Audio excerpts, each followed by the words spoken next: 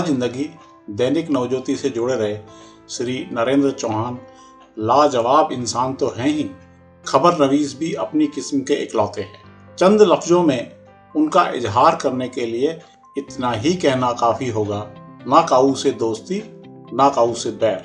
यह उनके मिजाज में तो है ही, लफ्जों की बाजीगरी में भी नजर आता है। वरिष्ठ पत्रकार डॉक्टर रमेश अग्रवाल की तरह लिखने का उनका अपना अलग अंदाज है। श्री चौहान को हिंदी में तो महारत हासिल है ही, कई जगह ठेठ उर्दू के लफ्जों का इस्तेमाल करते हैं, जिन्हें समझने के लिए आपको दिमाग पर पूरा जोर लगाना पड़ जाएगा या फिर उर्दू के जानकार का दरवाजा खटखटाना पड़ जाएगा।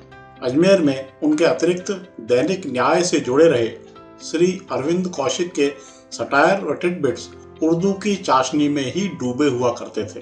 श्री चौहान की सबसे बड़ी खासियत यह है कि जहां पत्थर पर रगड़ना जरूरी होता है वहां बड़ी बेदर्दी से रगड़ते हैं और सहलाते भी बड़े खुलूस से हैं। यूं तो अनेक मुद्दों पर लिखते हैं, मगर अमूमन बद इंतजामात पर जमकर तंज कसते हैं। मुल्क के ताजा तरीन मसलों पर भी सटीक लिखते रहे हैं। वे बेहतरीन कार्टूनिस्ट भी हैं। दैनिक नवज्योति में लंबे समय तक फ्रंट पेज पर उनके कार्टून आया हुए हैं। भले ही नए खबर नवीस उन्हें न जानते हों, मगर वे अजमेर की पत्रकारिता के आइकन हैं। वे अजय मेरू प्रेस क्लब के अध्यक्ष भी रहे हैं।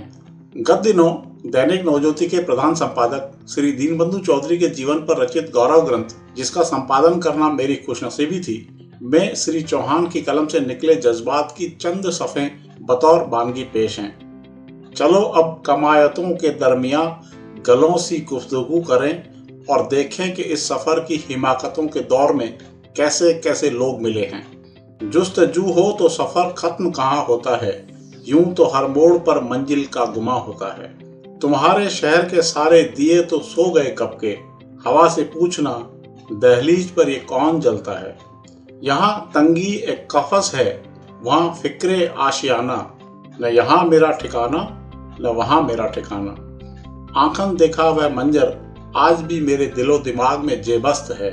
झील के किनारे गुजरते हुए अब जब पानी की उत्ताल तरंगों से टकरा शीतल हवा की बहारें मन शरीर को छूती हैं, तो उस दौर का अफसाना जिक्र जरूरी हो जाता है और अफसानों की हकीकत में तब्दील होते देखने का सुखद एहसास भी होता है। श्री चौहान ने खुद के बारे में लिखकर भेजा था, मगर वह प्रकाशित नहीं किया जा सका क्योंकि ऐसा फॉर्मेट नहीं था। लेकिन आपकी नजर पेश है चंद सफ़ें। एक मायावरी और मूर्खतालास सी जिंदगी की क्या पहचान।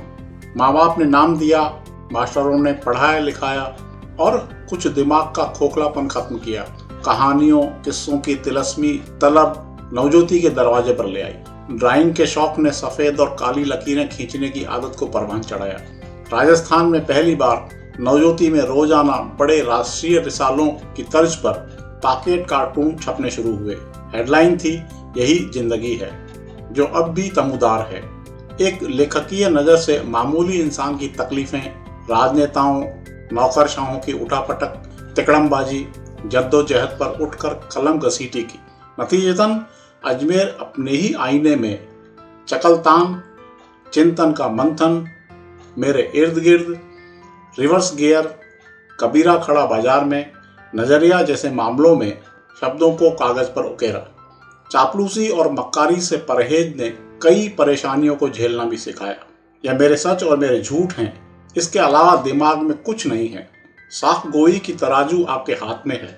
कुल जमा ये कहने का मन करता है कि बिंदास जहनियत का ऐसा इंसान व खबर नवीस अजमेर की अखबारी दुनिया का सुनहरा सितारा है।